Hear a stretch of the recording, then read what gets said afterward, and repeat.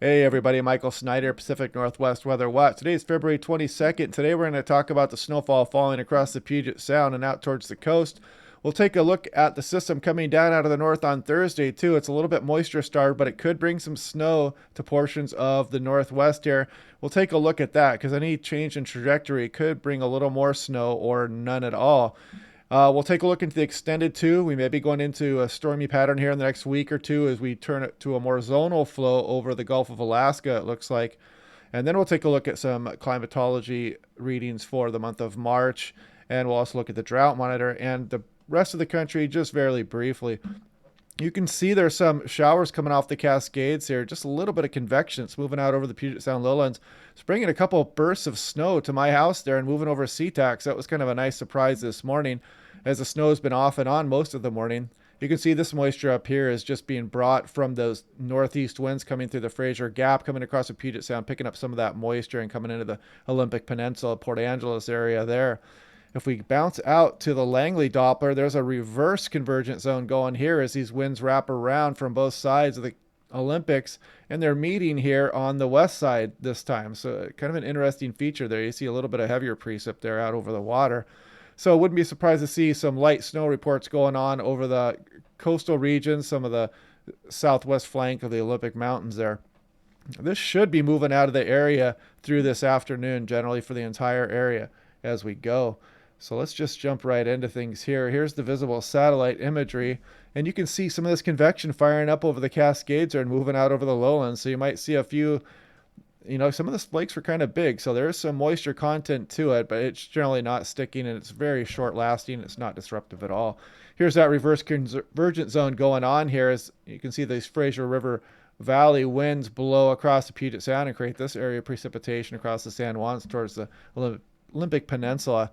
Checking out eastern Washington on the visible here, you can see we've got some nice bands of snowfall across the area here. Looks like down towards the Yakima region near the Columbia River there. Some of the lowland areas got some snowfall, as you can see. And you can see the nice coating for the Cascade Mountains and the coastal range there for Oregon and the Olympics. So jumping right into things here, you can see mostly lower 30s across much of the Puget Sound. Bellingham still in the upper 20s there as that cold northeast wind continues. That cold air is all the way out to the coastline now, even of Oregon. You can see these brisk northeasterly winds with this wind chill advisory here for portions of eastern Washington. There's still a wind advisory for portions of Skagit and Whatcom County, areas that you would normally be subject to those powerful northeast winds as they come through. You can see the San Juans are getting pretty good, pretty chilly out there too, and some pretty good wind gusts up towards 30 miles an hour. Looking around the rest of the country, pretty active as this system moves down into the west. Quite a bit of winter weather advisories, winter storm warnings, high wind advisory, or wind advisories and high wind warnings. And you can see all the wind chill advisories as this Arctic air made its all the way down to the Texas Panhandle and Oklahoma there. And of course, the busy winter continues out there near the Great Lakes, Wisconsin, Minnesota, and the Dakotas with blizzard warnings, winter storm warnings, winter weather advisories all over the place out there. So checking out eastern Washington, bitter and dangerous wind chills, bitterly cold. So wind chills potentially below zero. So a heads up there.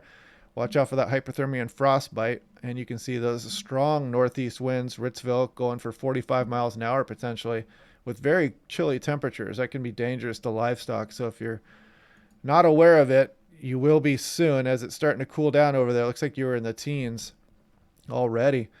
Checking out, there's a freeze warning all the way out to the southwest Oregon coast. So heads up, much cooler weather than they were experiencing last week. As you guys know, they were getting some temperatures up into the 80s out on the southwest Oregon coast there. And looking here, this is the HRRR. This is what's going on currently, or about as of 10 a.m. There's 11 a.m. You can see the strong northeast winds coming across, and you see these winds converging on the reverse side of the Olympics. So there's that convergence zone signature there. And you can see these powerful northeasterlies coming through eastern Washington as this Arctic air takes over the region here. You can see our easterly flow here bringing these little popcorn convective showers over the Puget Sound lowlands today. And as we look here, the HRRR, the latest HRRR, for example, is not picking up this precipitation well at all. It's just so light that it's not really registering. Just a little bit of action going on here down through southwest Washington, but not picking up any of this convection going over the Cascades either. So now let's take a brief look at what we can expect. This is the European hot off the press here. You can see our system that moved through that brought us this winter weather through the Pacific Northwest. And then you'll see this little next system clip us. This is at 18,000 feet. It's this upper air feature here. And this is, if this trajectory moves out a little bit more, this could actually gather some more moisture, and it might bring a couple inches of snowfall if it moves a little bit further west. With this, we'd probably see some, but mostly flurries and very light amounts. We'll have to see how this evolves here over the next day or so.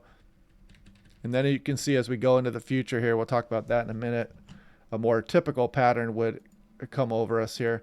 So this is a surface map here. You can see strong high pressure over British Columbia, forcing those Fraser River Valley winds and the strong northeast winds through eastern Washington. We still have this general troughing. That's just what's giving a little bit of precipitation to the region right now. And if we put that into motion, you can see the high pressure eventually takes over as this troughing and low pressure moves through the Intermountain West and eventually out to the plains. And you can see Thursday morning, this system doesn't even really show up at the surface, just mainly an upper air feature there. So right now, it just looks like maybe a little bit of a snowmaker, but we'll take a closer look at that here too. And this is a more wider view of those winds as they finally die off into Wednesday morning. And then you can see a little bit of a response for that system here as we reinforce the outflow a little bit as this system passes through on Thursday morning. And then as we go into the future here, you can see these southeast winds and start to modify our air mass here as some systems, more typical stormy systems, approach our region here on into next week. And look at all the extended here, and that powerful storm going into Vancouver Island there. So that'd be something to look forward to there. Maybe we'll get back into windstorm country here in the next week or two. We'll have to look at the GFS and compare that to the European. Start looking for some model confidence there, or model agreement. And here's that colder air. You can see it really is streamed into eastern Washington. This is currently right now. And as we go into the future here, you can see Wednesday morning, every place is pretty cold. It cooled down pretty well as the cold air is well offshore. And this is at 2,500 feet too. And then we start to warm up as you get into extended here. We warm up quite a bit as we get into the weekend here. So we're not going to start off as snow or anything like that with this next system moving in, at least for western portions of the state. And there's that stronger storm, as you can see, the warm tongue with it approaching the Washington coast that would be off into the future. And we'll look at some of the GFS runs and see if they agree with the zonal flow theory that the European is throwing out. Here is the 2-meter temperature. Wanted to see what it's going to be for Wednesday morning. Looks like pretty chilly, single digits, a lot of eastern Washington, even below zero for some of the higher terrain here. Cascades, northeast Oregon, sorry. And you can see generally most places below zero through a great portion of Idaho, Wyoming, Montana, interior of British Columbia, and pretty chilly all the way out down into Seattle and Portland, down to the lower 20s, and freezing all the way out to the coast as we saw for that freeze warning out there. And then you can see things would warm up into the future as these systems start approaching, as that stronger system approaches the Washington coast. But anyway, this is, you can see the European actually is picking this up pretty well. And wouldn't it be something if the European came up with a high resolution, like something like the HER? I think that would be kind of nice. But that's a discussion for another day. But it is showing kind of this precipitation value around there. It almost shows like a little bit of a convergence zone feature on the backside of the Olympics there too. So you'll notice that eventually moves out here. And then as you can see, this is Thursday morning system. You can see very light precipitation amounts, mainly east. And so we'll have to watch this system because any change in it could bring more moisture with it. And models usually do not do well with these type of systems. That's what we had in December. If you remember, we had a couple of these systems move over the top of the ridge and they didn't look like much, but then the day of, it would drop an inch of snow. A couple times that happened. So we have to watch for these. These can overperform easily in the model runs. And as we go into the future, you can see a Pacific system approach us and then an even stronger one off into the future there. Actually, this is the 12Z run here. So if we go out a little bit more on this run, we can see what that storm, you can see much warmer as a deep low would move off shore here towards Vancouver Island. Mountain snows and more typical pattern, lowland rain, windy conditions.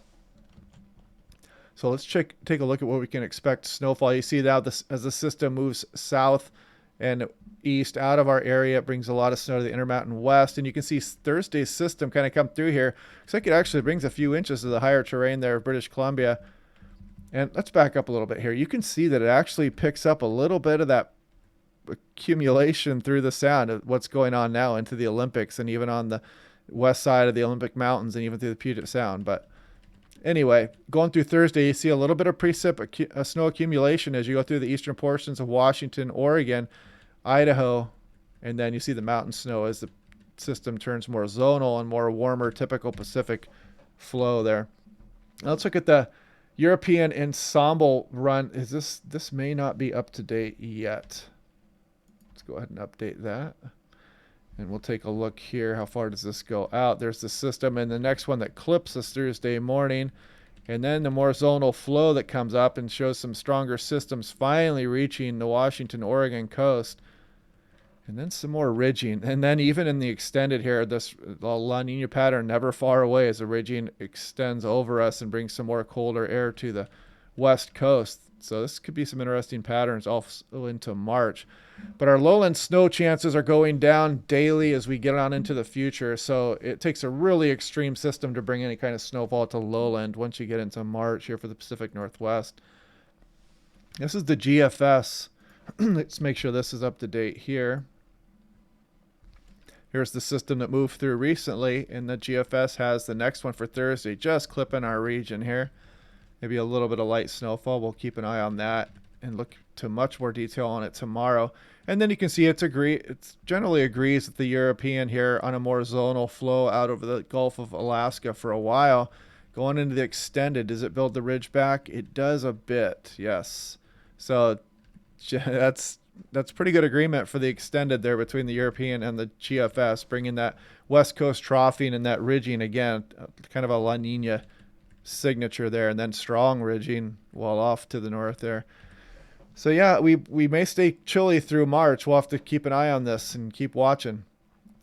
I wanted to show you this for Thursday's system here. So let's go ahead and check this out. This is for Thursday morning. You can see that precip move through the region there and even bring some decent amounts up over the San Juans, Skagit County, Snohomish County gets a little bit of it too, maybe Port Angeles area, Olympic Peninsula, even the Washington coast gets some precip with this. As you can see, it generally misses the Seattle metro, but this can easily change. And even the Columbia Basin getting snowfall out of this, a little bit in the Cascades. So yeah, we'll watch that Thursday system a little bit closer. There is a chance for some snowfall there. The cold air is going to be in place, so it's not going to be that hard to generate some flakes out of that system. Taking a look at Portland here. This is the temperatures. You can see down Wednesday morning, pretty good agreement. It's going to get down to around 20 degrees there in Portland on Wednesday morning. Chilly Thursday and Friday morning too. Then you can see as we warm up, as we go into the future here with the more zonal flow. SeaTac looks like generally mid-20s for Wednesday morning low, the chilly morning. And then Thursday and Friday. Thursday, you'll notice we stay a little bit warmer, probably because of those clouds and that system moving through. Then we cool off again Friday morning in the wake of that system. Pretty chilly again, maybe mid to upper 20s. And then we warm up in the future. Spokane, nice and chilly. Plus they got wind over there too. So watch out for those wind chill values. And generally temperatures, look at that. A lot of these temperatures are going to be below 10 degrees here for the 6-hour minimum temperature. So nice and chilly over there. And they stay cold generally through about this week. And then they start to warm up a bit. Checking out the drought monitor. I just wanted to show you guys something on the next page here too. So you see there's nothing in Western Washington now, and there's been some improvement in Eastern Washington, actually. There's still exceptional drought in the East Slopes, the Oregon Cascades. They're going to need any help they can get with that. But looking here, it's just kind of interesting that they said drought remains but improves. So we're looking for some improvement through Eastern Washington here through May, February through May here. This was released February 17th a few days ago. Drought persists most of the west, except really for Washington State, Idaho Panhandle, and extreme northwest Montana. And yeah, I mean, drought is fairly normal, like I've said before, through portions of the west. But this is encapsulates a pretty wide swath of the western portion of the USA. So hopefully we can make dents in it with these systems moving through, dropping some snow in the Intermountain West. Here's for March. This was brought out a few days ago too, but I just wanted to kind of show this. I don't think I've shown this one before, but you can see we're generally supposed to be below average temperature and above average precipitation. So maybe this is going to help dig into that drought potential for eastern Washington and Oregon there. But yeah, so we will take a look tomorrow at that Thursday system more in depth, because typically when these systems come out of the north like this, they do overperform and they can easily drop an inch of snow across the region. And the way that was looking on the UW model here, that might bring a couple inches of snow to areas Seattle north, and this could easily extend down in towards the Puget Sound. We got a couple of these in December when we had cold air in place and didn't look like much was coming, and these systems rode over the top of the ridge and brought down more precipitation than was forecast. For example, that's happening today with these convective showers moving off the Cascades. The models are not handling that very well. So that's what we have to look forward to next, and a potential return to a more zonal flow, maybe even a windstorm off in our future there, or just some more good old-fashioned Pacific rainy fronts with warmer temperatures down low and mountain snow. So we will talk about this more tomorrow, and thanks for watching, guys.